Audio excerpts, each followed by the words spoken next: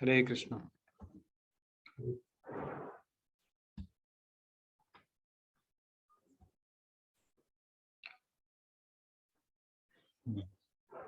Hare Krishna. So happy to see all of you present here. So today we are having Bhagavad Gita chapter 18 and we'll start with that. So today we have with us Navin Prabhu, Ashutosh Prabhu, Vinit Prabhu. Here we have Jitendra Prabhu, Shubham Prabhu and Bhagirath Prabhu. And also Rajesh Prabhu is there, Vinit Prabhu is there. Okay. Thank you. So of course before starting now, shloka memorization. So yeah, that is there. 18.37. Yes. So who would like to recite shloka? Yes, Navin.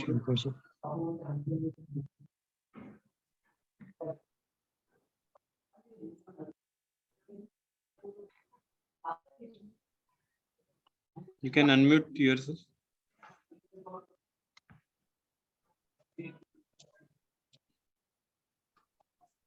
Hare Krishna. Prabhuji, I have not memorized it. Okay. Okay, no problem. I think we gave also quite late. Okay. Next, Abhishek Prabhu, could you?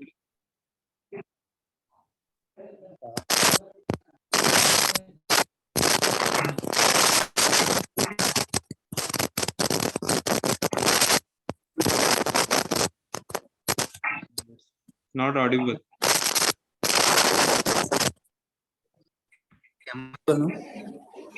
Yeah, now it is coming. Okay. Prabhuji, I could memorize the meaning of it. I could not memorize the sloka. So the meaning I can tell. Meaning you can tell. Yes. So the meaning says something that is just like poison in the beginning, but at the end it is just like nectar, and that which gives one person self-realization is actually happiness in the mode of goodness. Yeah, correct. Haribol. So thank you. Next, Ashutosh Prabhu. Yes, sir. Yat agre vishamri parinam hai amrito sukham satvikam parinam hai amrito pranam satvikam sukham. Yes. Proktam Atma Buddhi Prasadajam. Translation: that which in the beginning is just like nectar, but in the end is that which in the beginning is just like poison, Yeah. but in the end is just like nectar, and which awakens one to self-realization, is happiness in the mode of goodness. Yeah, Haribol. Thank you. Next is Vinit Prabhu.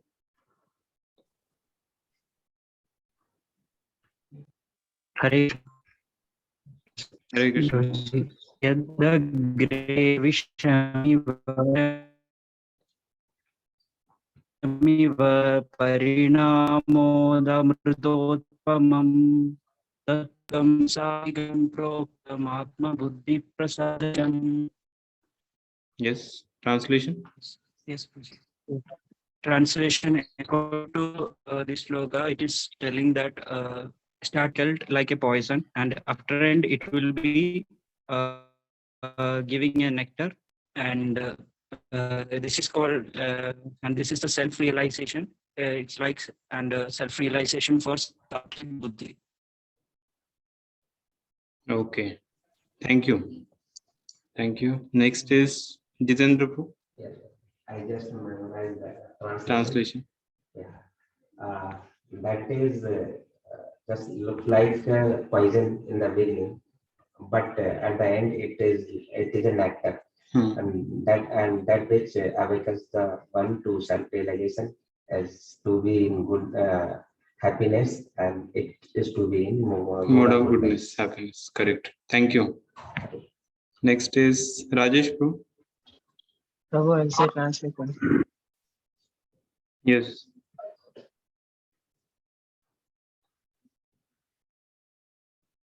that which in the beginning is like poison, but at the end it is like nectar, which awakens one to self-realization, is said to be happiness in the mode of goodness. Yeah, thank you. Haribol. Okay, everyone is over. Vinay, Navin, Jitendra. Okay. Okay, so thank you all very much. Now we'll start our discussion on Bhagavad Gita. Yes. So last time we completed till 35, I think. Today we have to go to 36 on 37 onwards. Yes. So we'll have short prayers and then we'll go to Bhagavad Gita. Om Agyan Timirandasya Jnana Shalakaya Chakshurunvinitam Yena Tasmai Shri Guruve Namaha. Jai Namo Vishnu Padaya Krishna Prishtaya Bhutale Shrimate Bhaktivedanta Swamin Niti Namine Namaste Saraswate Deve Gauravani Pracharine Nirvishesha Shanyavadi Paschatya Deshatarine Jai Shri Krishna Chaitanya Prabhu Nityananda Shri Advaita Gadada Shri Vasadi Gaur Bhaktivinoda Hare Krishna Krishna Krishna Hare Hare Hare Rama, Rama Rama, Hare Hare. Hare Krishna. So last time we completed the different things which were in the mode of goodness, passion, and ignorance, like the understanding, determination, and also there were varieties of this also was there. The performer. So how we saw that how the particular work done in goodness, what happened to that, and how the person acts according to different modes of material nature. So all that, and even the understanding. Sometimes the understanding is based on our own speculation. So that is in ignorance or passion. But when the understanding is on the verge of mode, the scriptures, then that is in the mode of goodness. So like that, we saw different things in the mode of goodness, passion, ignorance. So basically, in this chapter, we see that Arjuna asked one question about sannyas and tyag. What is sannyas and what is tyag? Should I give up the activity or what is good? So Krishna says that don't give up the activity, give up the result of the activity. So you should not give up the activity itself. So then he started telling about different goodness, different things like performer also. Performer in the mode of goodness, he never gives up the thing. So he is very, very confident, determined. So he never get discouraged by anything. So he keeps on going in his life. So he never looks back. So like that. So now today's verse, very interesting thing is coming. That is 3 kinds of happiness. So till now we have had only the happiness, only one happiness. But here it is said 3 kinds of happiness. So let us see what is that. So we'll recite this verse. I'll share you the Bhagavad Gita.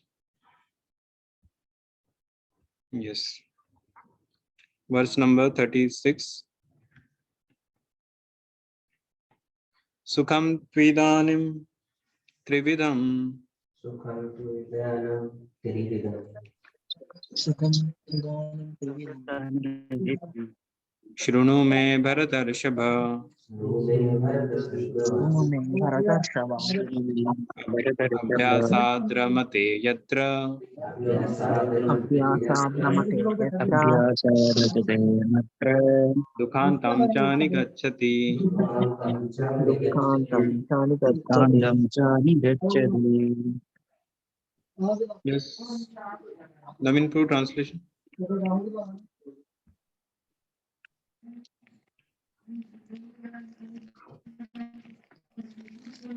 Hare Krishna Prabhu. O best of Bharatas, now please hear from me about the 3 kinds of happiness by which conditioned soul enjoys, and by which he sometimes comes to the end of all distress. Yeah. So now he is telling, O best of the Bharatas, that is, he is addressing Arjuna. Now please hear from me about 3 kinds of happiness by which the conditioned soul enjoys and by which he sometimes comes to the end of all distress. So that means the happiness leads to enjoyment also, distress also. So we see this in this world, actually everyone is looking for happiness. So that is one thing which everyone is looking for. So Prahlad Maharaj says that actually one should not over endeavor for getting happiness. Why? Because there are people who are looking for happiness, but still they get distress. No one is looking for distress, but still it comes in everyone's life. No one goes to God and says that oh Lord, please give me distress. A lot of happiness is there in my life. So no one says like that. But still distress comes. So he says that the same way, the distress, how it comes without invitation, same way happiness will also come because it is there in our destiny. So that's why one should not over endeavor. At the same time, one should know what is real happiness. So it's not that life has to be very dry with nothing, no smiling or anything. So there happiness is there, but we have to see what is the right happiness. Like the example of mirage in the desert. So when if you see in the desert, there is nothing, all no water, no trees, nothing is there for kilometers together, nothing is there. So then you have to search for that, and there are actually, but there is some place you will see mirage, like water, kind of water you will see that, yeah. But when actually you go to the near, then you don't see any water there. So then you go to other place, you see water is there, then you run to that place and again you see there is no water.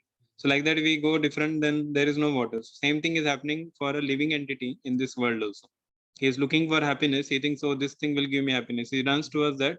When he goes, there is no happiness, again he goes to other place, again he learns towards happiness, and then it's not there. So like that he keeps on searching for happiness, but ultimately he finds that there is no happiness. Even if whatever happiness he gets by so-called enjoyment, that is temporary, very temporary. So then people are looking for permanent happiness, so they are just running from one place to another, but then they see that happiness is somewhere lost.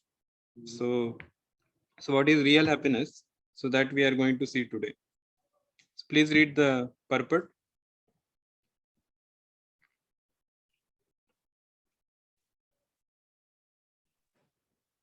Hare Krishna, Prabhu. Yeah. I do not have the copy. Okay, I'll share the screen. Yes. It is coming up, Prabhu. Yeah. A conditioned soul tries to enjoy material happiness again and again. Thus, he chews the chewed, but sometimes in the course of such enjoyment, he becomes relieved from material entanglement by association with a great soul. In other words, a conditioned soul is always engaged in some type of sense gratification. But when he understands by good association that it is only a repetition of same thing, and he is awakened to his real Krishna consciousness, he is sometimes relieved from such repetitive so-called happiness. Yeah. So every word, every statement is very important in this purport. A conditioned soul tries to enjoy material happiness again and again. Thus, he chews the chewed. That means material happiness, the nature of material happiness is one thinks that he will get happy by doing that, but it's a temporary. It's like in the Bhagavatam, Srila Prabhupada, he tells the analogy of itching. Sometimes you have itching sensation and you try to scratch it. So initially it feels good, okay, scratch, the itching goes. But then it's not that it is going to stop. The itching increases again and again you itch, and so it becomes worse. So sometimes blood also comes. So that's how the itching sensation. This is actually very sense gratification is like that only. The more one gratifies senses, the more it's like itching. So you feel a little relief for some time, but then it increases more. So even it is compared to a fire also. Like in the fire, sometimes you pour ghee, and the fire will just it lessens down for some time, but then again in the next moment only with double speed it increases. So that is the nature of sense gratification. So we have to see when we read the scriptures, that is the glory of the scriptures, Bhagavad Gita, Bhagavatam, that our illusion is dispelled, because we just see the things by our own material eyes, and then we get caught up, and then so much we get into illusion, we get entangled. But when we read scriptures, our eyes get open and we get Shastra Chakshu, that is spiritual eyes. And by which when we see, then we can see that, oh, this is the reality, and what I am trying to do is just illusion. So then he comes to his real senses, and then he understands by intelligence that, oh, this is not good, and he does not indulge into those things. And he engages all his senses into the master of the senses. Who is that? Master of the senses? Rishikesh. Krishna's one more name is Rishikesh, master of the senses. So when we engage senses in the service of the Lord, then our senses are satisfied, we are satisfied. So that is the real happiness. So it is said chewing the chewed. Why it is said like that? Because even after experiencing that happiness and after knowing also that it is not going to giving me any happiness, still people, that promise is always there, that oh, I will get, still I will get, and again person goes and doing that, but still then again the result is he doesn't get it. And then after seeing this person, at least other people should learn. Like some person is there who is very rich, and like there is one rich person. He said that actually for you all trying to come to this side of the road, I'm already on this side and I can see there is nothing here. So because he has all the wealth, he says I enjoyed everything. I can see nothing is there. So why you are all trying to do that? But even after knowing that, people still want to experience. They said no, we want to come there and see. We are not just convinced by your explanation. So like that we see that people want to experience, and after experiencing they don't learn and they keep on experiencing it again and again. So that's how the thing happens.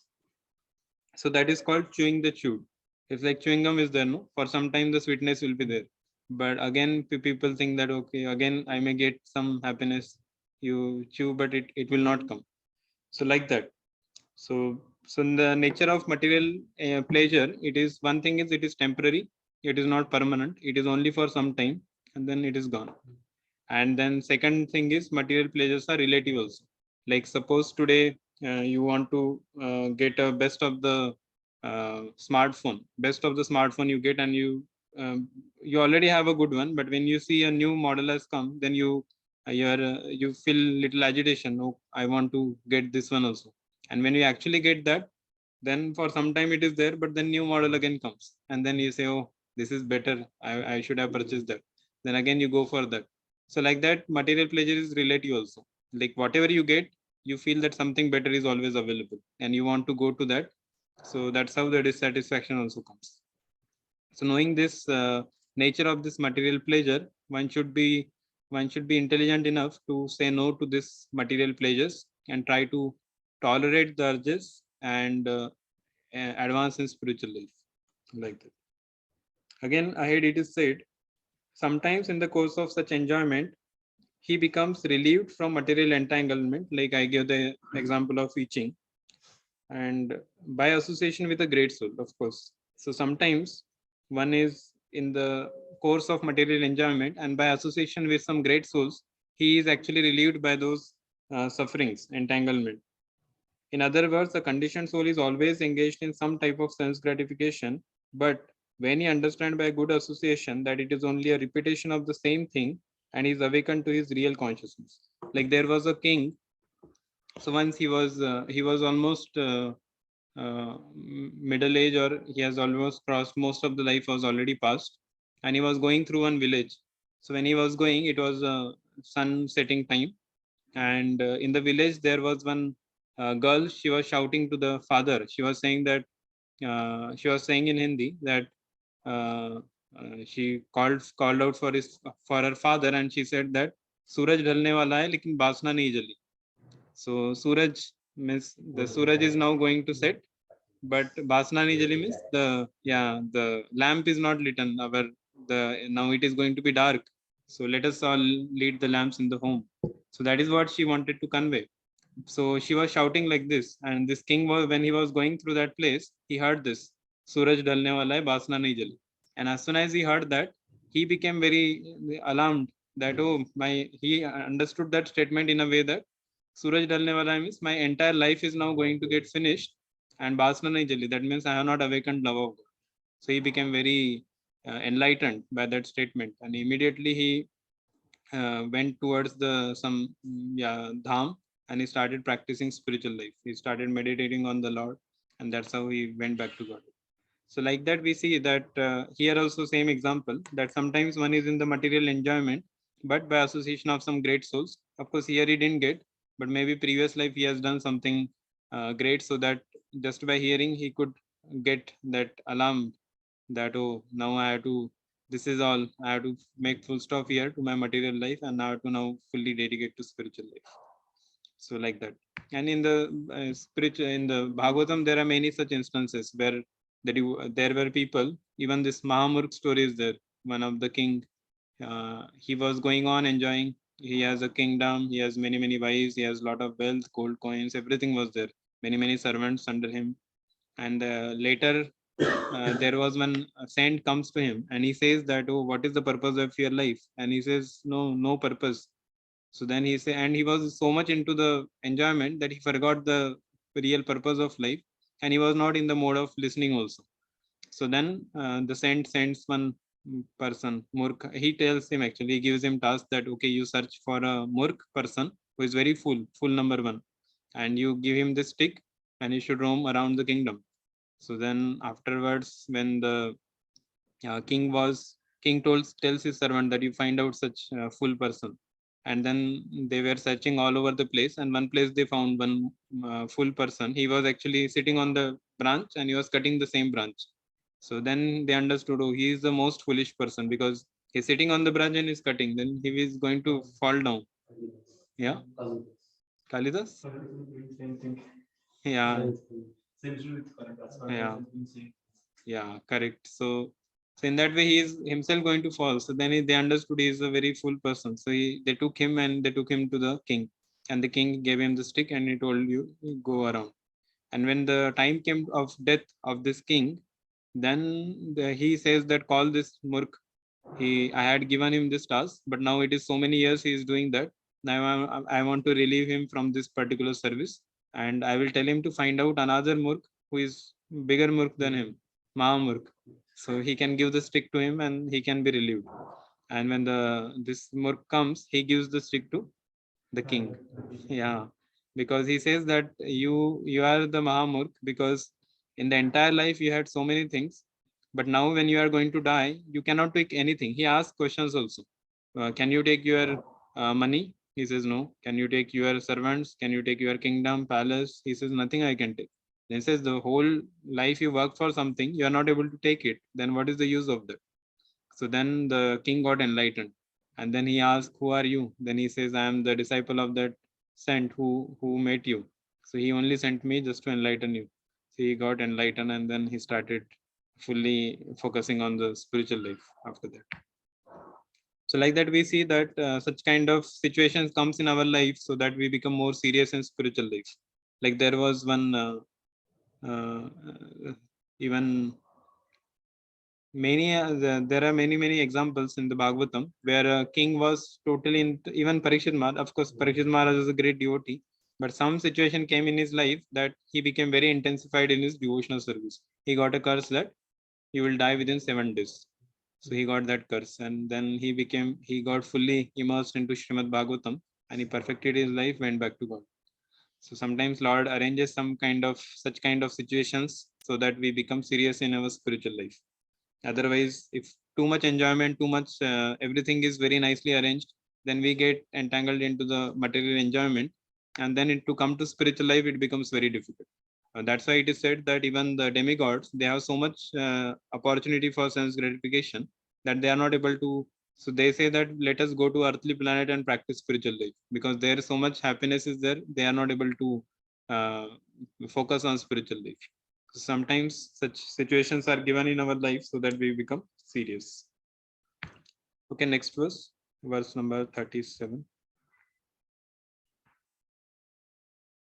Yes. Yat tad agre visham eva pariname amritopamam विषमिव परिणामे अमृतोपमम् आत्मबुद्धि प्रसादजम. प्रस्तुतं सात्विकं प्रोक्तम् आत्मबुद्धिप्रसादजम्. Yes, Abhishek bro. Translation.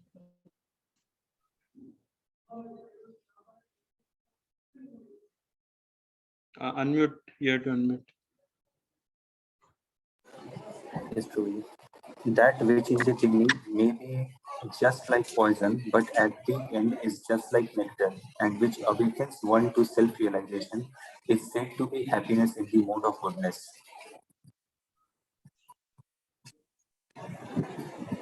Yeah, that which in the beginning may be just like poison, but at the end it is like nectar, and which awakens one to self-realization. So let us see how it is poison. Read the purport. Purport. In the pursuit of self-realization, one has to follow many rules and regulations to control the mind and the senses and to concentrate the mind on the self. All these procedures are very difficult, bitter like poison. But if one is successful in following these regulations and comes to the transcendental position, he begins to drink real nectar and enjoys his life. Yeah. So this is how so self-realization, it is poison at the beginning, but nectar at the end. So like sometimes when we come to spiritual life, then we have to follow certain rules and regulations that one should do this, one should do that, and different things are there. Even chanting the Hare Krishna Maha Mantra, there's many number of rounds, and then we cannot eat outside. We have to follow 4 regulative principles, and then so getting up early in the morning. So there are different things are there. So one may think, oh, it is so difficult to follow so many rules and regulations. One may, so it seems like a poison in the beginning. But if you follow that for a long time, very continuously, the more you become stricter, like getting up early, chanting, then you see that the kind of strength you get, then that gives you a lot of bliss. Whereas the material enjoyment, that seems to be nectar in the beginning.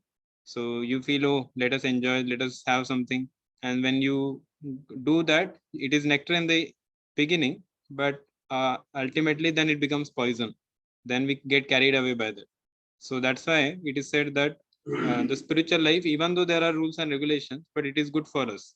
So like it is like jaundice. A person who's having jaundice, he cannot taste the any sweet or everything he tastes, it is bitter only. So then he's told that sugarcane juice you should drink, and it is very bitter for him, even though it is sweet. When we take it is sweet, but the person who is having jaundice, it will be very bitter for him. But the medicine is one has to take sugarcane juice repeatedly, because by taking repeatedly, then one point of time he will get the real taste of the sugarcane, and his jaundice will go away. So like that, even the chanting of the holy name when we do, so initially we don't have any taste, we don't have the pure love of God that we can chant and we can remember the Lord and we can totally get absorbed into that. Like Rup Goswami, he said that let me have millions of mouths and millions of ears, he says, so that I can hear the glories of the holy name. So that was Rupa Goswami. But ours is somehow, if we complete chanting, it is a big achievement for us in that. So we complete, and that's how. And whatever number of rounds, as soon as we complete, it is very difficult to do extra round.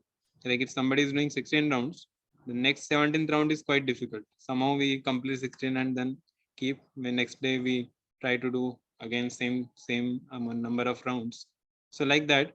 So it seems to, because we don't have a taste, but the chanting has a lot of effect. So we may not have taste now, but if we do repeatedly every day without fail, then you see that eventually you get taste for that, and your faith also increases on the Lord, and Lord becomes pleased with you, and then your devotional service will become blissful. So that is the process of this. So initially, even reading of the scriptures, like some even the material books we don't want to read, but then there is exams, different things are kept, so we read it and then we give exam, and then that's it. But the spiritual books also sometimes we have to read, like Bhagavad Gita. Pro has taken Bhagavad Gita, Krishna book. So now opening every day, taking is the first step. After taking, then we have to open every day and read it. So sometimes one may not have the habit of reading, because now smartphone has come and people want to just their attention span is very less. So because, and reading means it requires a lot of goodness and all. But if we keep some target that no, I have to read this much time, so even though we don't like it, we do it. So that by doing that, we get habituated to that, and we get good habits. So that good habits has to be cultivated. So that's how here it is said that this in the pursuit of self-realization, one has to follow many rules and regulations and control the mind and senses. So actually, when you control the mind and senses, it is like sometimes child is told that you should not do this, you should not do that. Sometimes he wants to run here, run there, and some he wants to eat some mud or something. Then sometimes the mother may slap him also. Say, it's not good for you. So the child may think, oh, this is so much rules and regulations are put for me. I am not able to do anything. But is it good or not? Good only. The rules and regulations are good because it is going to save him. Sometimes he want to put his hand into burner, thinking that what is this? Let me touch it. But no, he's immediately stopped. It is not. It will burn your fingers. So that's how he is taught like that. So similarly, we are also child only, and the different rules or regulations are kept so that we come to our real self-realization. So controlling the mind and senses, it is very important. So even though it is like very, sometimes it becomes difficult for us, still we should not give it up. We should continue it, and then we see that we will attract the mercy of the Lord. Okay, text 38. विषयेन्द्रिय संयोगात् विषयेन्द्रिय संयोगात् अग्रे अमृतोपमम् यत्तदग्रे अमृतोपमम् परिणामे विषमीव यत्परिणामे विषमेव तत्सुखं राजसंस्मृतिम्. तत्सुखं राजसंस्कृतम्. Yes, Ashutosh, bro, translation. The happiness which is derived from contact of the senses with their objects and which appears like nectar at the first but poison at the end is said to be of nature of passion. Yeah, so happiness and then passion is it is derived from the contact of the senses with sense object, and which appears like nectar at first but the poison at the end. Prabhupada is explaining how it happens. Purport. A young man and young woman meet, and the senses drive the young man to see her, to touch her, and to have sexual intercourse. In the beginning, this may be very pleasing to the senses, but at the end, or after some time, it becomes just like poison. They are separated, or there is divorce, there is lamentation, there is sorrow, etc. Such happiness is always in the mode of passion. Happiness derived from a combination of the senses and the sense object is always a cause of distress and should be avoided by all means. Yeah, so Prabhupada is very graphically telling here about a young man and young woman. So their senses drives to touch, to have. So actually, this looks very what we say, infatuating or very glamoring. But after some time, then it becomes like a poison. So initially it looks nectar, but later you see there, if something happens, some separation or some, so there is a lot of lamentation, because the more one is attached to something, the more one get distressed while when the attachment is going or something happens to that. So, and we see so many cases are there. There are people, there are young boys who have committed suicide just because they had love affairs with someone, and then it got broken because of the girl went with somebody else, and then there is broken love, and then he actually ruins his career, ruins everything, and then at the end he doesn't get anything except distress. So there is a lot of lamentation, lot of things. So this is like happiness in the mode of passion. So that's why in the Shastras it is said that one should marry according to the scriptural injunction, not according to one's own whims.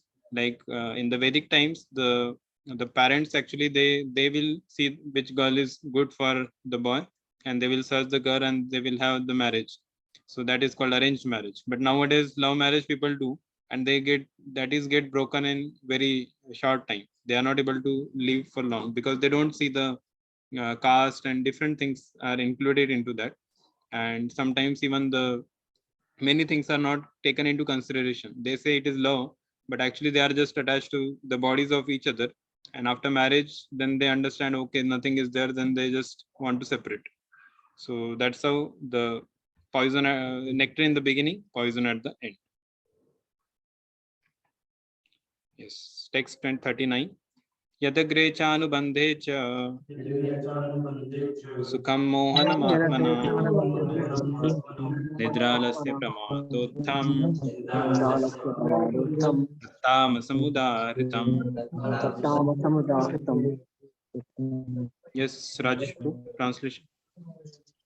Translation. And that happiness which is blind to self-realization, which is delusion from beginning to end, and which arises from sleep, laziness, and illusion, is said to be of the nature of ignorance. Yeah, so happiness in the ignorance is from beginning to end, it is just the delusion only. There is no happiness only at all. At least in passion, it is beginning, it is happiness, then it becomes poison. But in ignorance, there is no happiness before also, end also. It's like his ignorance. So like this is called tamaguni sukh, tamaguni happiness. Like somebody is lazy. One is so lazy, like some exam is there, but he just want to sleep. He doesn't want to go for exam, or he doesn't want to study. He's just sleeping, and he's getting some happiness. So that is called tamoguni happiness, because by sleeping like that, he is actually compromising on his studies and his exams, and so like that. So getting up early in the morning, one may just it becomes very tough actually. Night, one can be awake for a long time, but when it comes to getting up in the morning, it becomes tough. Why? Because it is like tamoguna, the laziness is there. If somebody gives up that, then immediately he can get up early in the morning, because Brahma Muhurta, it starts when the sun rises. So that is a very good time. So one should not, that is called as golden period of the entire day. So if we waste it, then we have like wasted the golden period.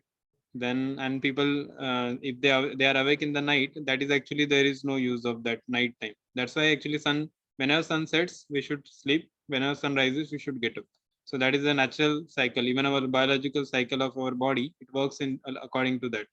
Like we eat in the daytime because the sun is there. It gives us fire of digestion, everything.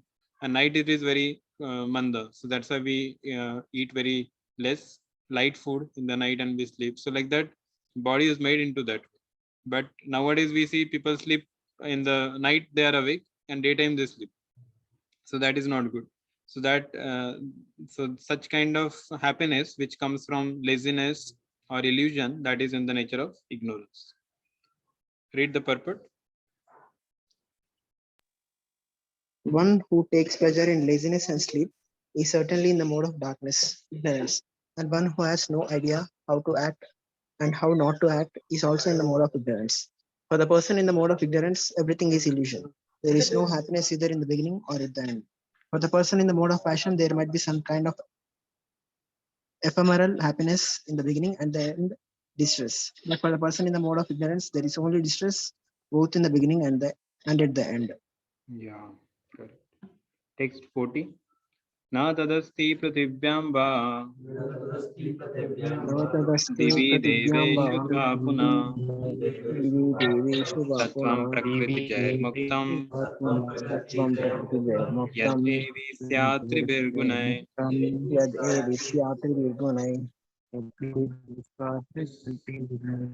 Anurag Prabhu, translation. Hare Krishna Prabhu. There is no being existing either here among the demigods in the higher planetary systems which is freed from these three modes born of material nature. Yeah, so there is no being existing either here or among the demigods in the higher planetary systems which is freed from these three modes of born of material nature. So that means the entire Brahma Bhuvana Loka Punaravartina Arjuna. That means from the topmost planet of Brahma Loka to the downmost, all hellish planet, everything actually comes in the mode of three modes. That is goodness, passion, and ignorance. So when one comes out of these three modes, then he can go to the spiritual world, which is beyond this material universe. So there is a 3/4 part of the entire cosmic manifestation is spiritual world, and 1/4 part is the material world, where there are innumerable universes, and in each universe there are many planetary systems. And that also there is earthly planet, in that there is this earth, in that we are there small dots in the entire creation. Yeah, so that is actually our thing, and nobody is freed from these modes of nature.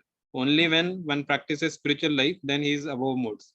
So mode of passion activity we saw, ignorance, goodness. But if one does any spiritual activity, that comes beyond this mode. It is not like when you are chanting, it's not just goodness, it's pure goodness. So it is beyond all those three modes. When you are doing any spiritual activity, that's why it is said that neha vikramanashosti pratyavayona vidyate. Like even little bit you do devotional service, that is going to save us from the most dangerous type of fear. So like all of you attended Aarti. So there you see just by attending, it will not come in the goodness mode. It comes in the pure goodness. So any activity you do as spiritual activity, it will not generate any bondage in the material world. Whereas the other activities, material activities, it generates bondage if it is not aligned with the Lord Krishna. So like Arjuna was supposed to fight. So fighting is actually, it will entangle one in the material bondage. But because Krishna told him to fight, then it is not going to bind him. It is going to release him from the bondage. So that is spiritual activity, it becomes. So whatever work we do, we have to align with the Supreme Lord. Then it becomes free free karma. There is no karma is not involved in that. Okay, text 41. Brahmana Kshatriya Visham Brahmana Kshatriya Visham Shudranam cha parantapa Karmani prabhibhaktani Swabhava prabhavir gunay. Yeah, so here now the topic is changing. Till now we saw different things in different modes. I'll just show you on PPT.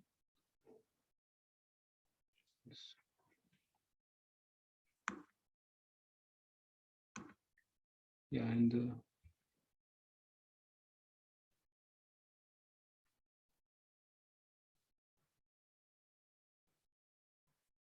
so we have covered 40 verses of this 18th chapter.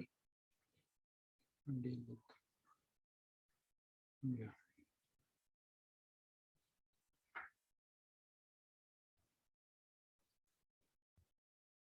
Yeah, so this is the lesson 3 now, where it is said about ideal worker, 18.41 to 54.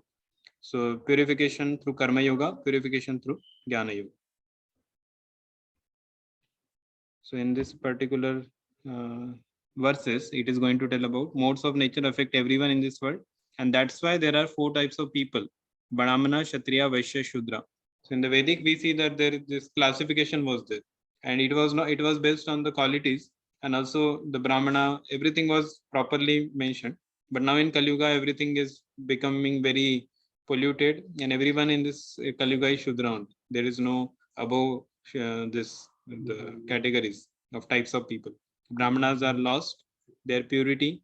Kshatriyas, they are not so powerful now. Vaishyas, so everyone is actually acting as a Shudra only, because even Brahmana, we see the so-called Brahmanas, they are by caste Brahman, but they eat meat also. And everyone is supposed to do their kind of activity. But in Kali Yuga, everything is topsy-turvy. All things are being everything is mismanaged. So now Krishna is going to tell about these 4 types and why this is important. And then he will tell the 4 social orders, and then importance of sticking to one's own duty. Why he is telling this? Importance of sticking to one's duty. Why Krishna is suddenly came to this particular point.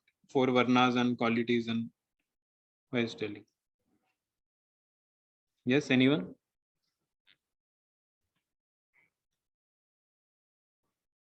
Ahead it is going to come qualities of Brahmana, Kshatriya, Vaishyas and Shudras, and how everyone can become perfect by performing their own duties. So this much we are going to see today. So why Krishna is telling about this 4 ashramas? Yes, anyone? No one knows? Based on Yeah? maybe gunas, tamoguna, sataguna, and rajoguna. On platform, Krishna has made these categories on their. Yeah, but why is telling gunas. about duties of different gunas? What he wants to basically tell through that? Actually, Arjuna was saying he is going to leave the battlefield and may live life like by begging for alms. So Krishna is trying to make him understand that being a Kshatriya, it is his karma or duties, dharma, to perform Yes, courageously correct, in the correct. battlefield. Anurag Prabhu has caught the point. So basically, Arjuna asked the question that is completed now by this. Krishna told different things, different modes. So now he's telling you should fight, because Arjuna was saying, I will not fight. So now he's saying Brahmana, Kshatriya, Vaishya, Shudra. So Arjuna is who? Kshatriya. So Kshatriya means he has to do his duties. So that's why he's telling about this 4 types, and one should do his own duty like that. So now we'll see what are the qualities of different types of person. Yes. Yes. Jitendra, translation. Translation: Brahmanas, Kshatriyas, Vaisyas, and Shudras are distinguished by the qualities born of their own natures in accordance with the material modes or chastity of the enemy. Yeah. Now he's going to explain that. They text 42. शमोदमस्तपश्चौचम् शान्तिमार्जवमेव च ज्ञानं विज्ञानमास्तिक्यं ब्रह्मकर्म स्वभावजम्. Yes. Shubham Prabhu, translation. Peacefulness, self-control, austerity, purity, tolerance, honesty, knowledge, wisdom, and religiousness. These are the natural qualities by which the Brahmans work. Yeah, so these are the qualities of Brahmanas: peacefulness, self-control, austerity. They perform a lot of austerities, penances. They don't unnecessarily indulge into different things. So they have self-control. They are peaceful by nature. They are tolerant. They don't become ahimsa, or like they don't become like, yeah, criticizing anyone or angry or fighting with someone. Honesty, they're honest. Like there was one Brahman, one boy was there, small boy. So he was having only mother. Father was not there. So then he went, I think when his teacher asked him, so who is your father? He said, he said, I don't know, I will check with my mother and tell you. So then the mother says that, I think she says, I think, I don't know who is your father, like. And as it is, this boy comes and tells. Then I think, so then he says, you are a Brahmana's son because you are truthful, you are honest, you are telling the things as it is. So that's how the Brahmana is very honest. He doesn't hides or he doesn't cheat anyone. Text 43. Shauryam tejo dutirdakshyam Soryam tejo dhritarashtam yuddhe chapyalpalayanam yuddhe chapyapalayanam दानमेश्वर भावश्च dhanameshvara bhavascha क्षात्रं कर्म स्वभावजम्.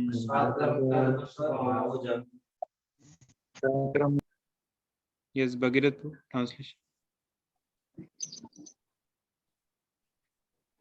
Translation: Heroism, power, determination, resourcefulness, courage in battle, and generosity and leadership are the natural qualities of work for the Kshatriyas. Yeah. Yes. So this is the natural qualities of Kshatriya. Kshatriya means, if it is challenged, then they fight. Like they cannot say, no, I don't want to fight. If somebody is challenging him, they can't run away. They have to fight with them. And when fighting also, they can't hide and kill someone. That cannot be done. So then he is not Kshatriya. Kshatriya means, he has to, from the front, he has to fight the battle. He cannot fight from the back, or he cannot cheat and win. He cannot do that. So so that is what is Kshatriya. And so there was one, I told many times this example. There, that husband, no, he goes for the fight in the battle and he loses and he comes back. So the wife doesn't open the door only. She says that, how can my husband come back? Because he is Kshatriya. Either he should win or he should die. Yeah, he should not come back like that. So that is Kshatriya. Text 44. Krishi Goraksh Vanijyam Vaishyakarma Swabhavajam Paricharyatmakam Karma Shudrasyapi Swabhavajam. Yes, Suraj Prabhu, translation. Suraj Prabhu.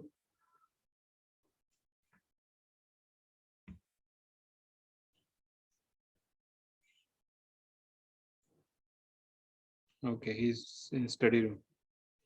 Okay, Navin Prabhu, translation. Hare Krishna Prabhu. So farming, cow protection, and business are the natural work for the Vaishyas, and for the Shudras, there are labor and service to other. Yeah, so Vaishya means he will do farming, cow protection, business. These are natural work for the Vaishyas. And Shudras means whatever is told to them, they will do. They don't have their own things. Told to do something, he will just do it for the service of the Shudra. Yes, text 45. स्वे स्वे कर्मण्य भीरतः संसिद्धि लभते नरः स्वकर्मा निरतः सिद्धिं यथा विन्दति तच्छृणु. Also one of the very famous verses. Yes, Abhishek Bro, translation.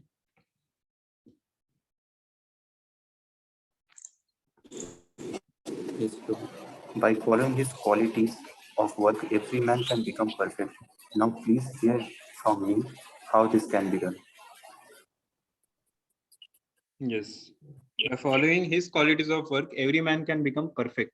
So whatever is our nature of work, we should do that only. We should not do some work which is not according to our nature.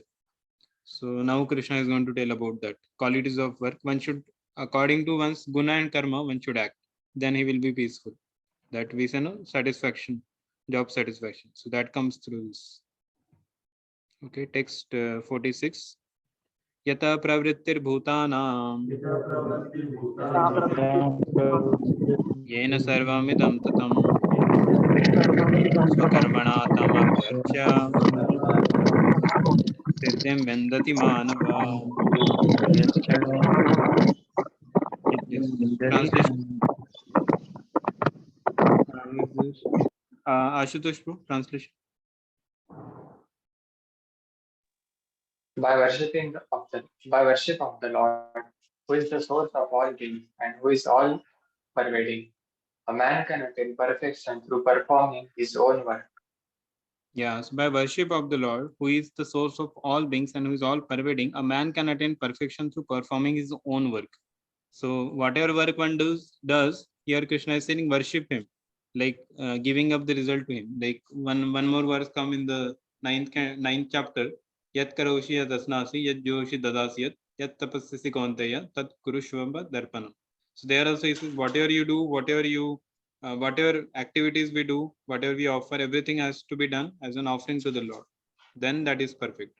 So whatever our particular services, even all of us have different kinds of work is there allotted.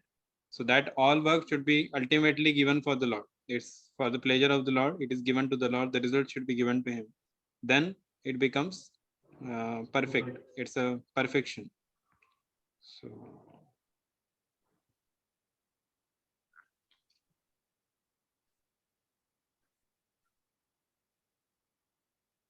yes.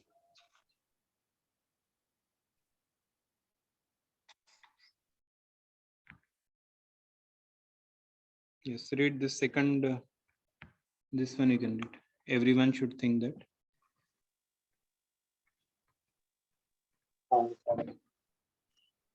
Everyone should think that he is engaged in a particular type of occupation by Rishikesh, the master of the senses, and by the result of the work in which one is engaged, the Supreme Personality of Godhead, Sri Krishna, should be worshipped. If one thinks always in this way, in full Krishna consciousness, then, by the grace of the Lord, he becomes fully aware of everything. That is the perfection of life. The Lord says in Bhagavad Gita 12.7, Tesham aham Tesham samudharta. aham samudharta. The Supreme Lord Himself takes charge of delivering such a devotee. That is the highest perfection of life. In whatever occupation one may be engaged, If he serves the Supreme Lord, he will achieve the highest perfection. Yes. So with this, we will end here. So powerful message given by Srila Prabhupada in the last verse here. So he is saying that everyone should think that he is engaged in particular type of occupation by Rishikesh, the master of the senses, and the result of work should be engaged into the service of the Lord. If one thinks always in this way, in full Krishna consciousness, then his life is perfect, perfection of life. Tesham aham samudharta. So Lord, and what happens? What benefit he gets? So when one offers everything to Lord, what happens is the Lord personally takes charge of delivering such devotee. So we have seen so many places that Lord personally came to just deliver the devotee. Like even Gajendra, if you see, Gajendra was totally into that. He was very powerful, but he was caught by the crocodile, and then his leg was caught, and there was no strength. Everything for 1 year he was struggling like that. 1 year, and he was into the ocean, and somehow nobody was able to help him. All his relatives, friends, everybody was on that side, He was looking towards them. Everybody was just crying. That only they could do, nothing else. And then finally Gajendra thought that there is no other way. Then he somehow, because of his previous life spiritual practice, he remembered the prayers and immediately started praying for the Supreme Lord. And then the Supreme Lord came in the Garuda and he delivered the devotee.